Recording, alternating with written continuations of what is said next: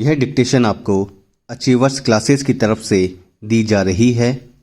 आपकी डिक्टेशन अगले 3 सेकंड में शुरू होगी। 3, 2, 1 स्टार्ट।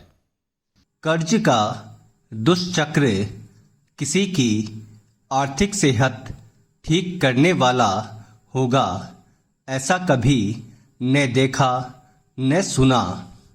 हमारे समाज में तो उधार लेकर घी पीने की प्रवृत्ति को काफ़ी घातक माना जाता रहा है, लेकिन जन कल्याण का दावा करने वाली सरकारों को गैर ज़रूरतमंदों को भी मुफ्त बांटने की ऐसी लत लग गई है कि उनको आर्थिक तंत्र की मजबूती की तनिक भी परवाह नहीं होती।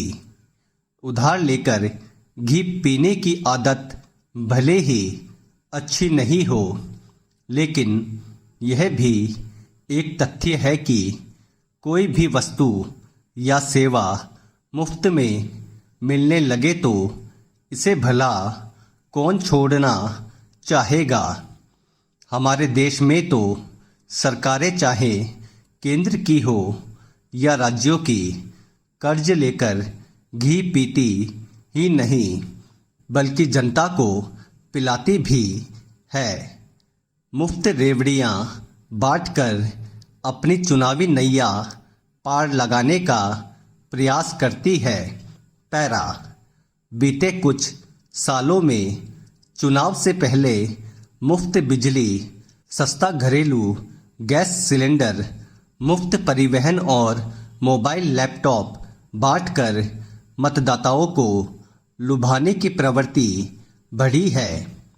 कल्याणकारी कार्यों का मतलब ज़रूरतमंदों को मदद पहुंचाना तो हो सकता है, लेकिन कर्ज में डूबे होने के बावजूद गैर ज़रूरतमंदों को मुफ्त बांटने की प्रवृत्ति को उचित कैसे ठहराया जा सकता है।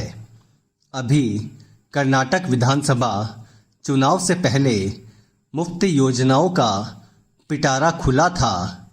अब राजस्थान, मध्य प्रदेश, छत्तीसगढ़ और तेलंगाना जैसे राज्यों में चुनाव होने हैं। चुनाव आचार संहिता लगने से पहले राज्य सरकारें मतदाताओं को लुभाने में कसर नहीं छोड़ रही है।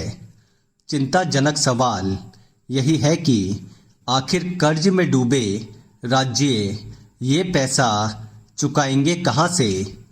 विश्व बैंक से लेकर रिजर्व बैंक और हाई कोर्ट से लेकर सुप्रीम कोर्ट इस पर चिंता जता चुके हैं, लेकिन इसकी किसी को परवाह नहीं।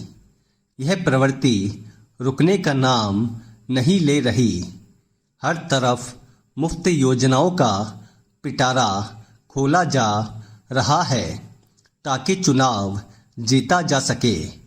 एक पहलू यह भी है कि 4.5 साल सत्ता में रहने के बावजूद सरकारों को जनता याद नहीं आई।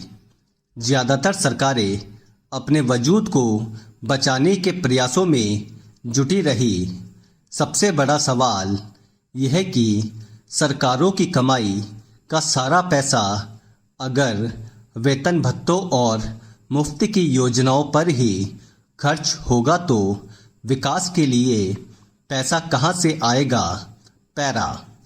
पड़ोसी देशों पाकिस्तान और श्रीलंका की हालत किसी से छिपी नहीं है। कर्ज लेकर घी पीने का नतीजा वहाँ की जनता को ही भुगतना पड़ रहा है। महंगाई सिर के ऊपर से गुजर रही है। हमें भी कर्जे की अर्थव्यवस्था को समय रहते समझना होगा, अन्यथा वह दिन दूर नहीं जब हम पर भी ऐसा ही संकट आ सकता है। पुराना कर्जा चुकाया नहीं तो आगे कर्ज मिलेगा कैसे। स्टॉप। दोस्तों, डिक्टेशन के कठिन शब्द प्राप्त करने के लिए टेलीग्राम ग्रुप को ज्वाइन करना ना भूलें। जिसका लिंक डिस्क्रिप्शन में दिया गया है। अगर आपको डिक्टेशन पसंद आई है तो लाइक करें, शेयर करें और चैनल को सब्सक्राइब करना ना भूलें। Thank you.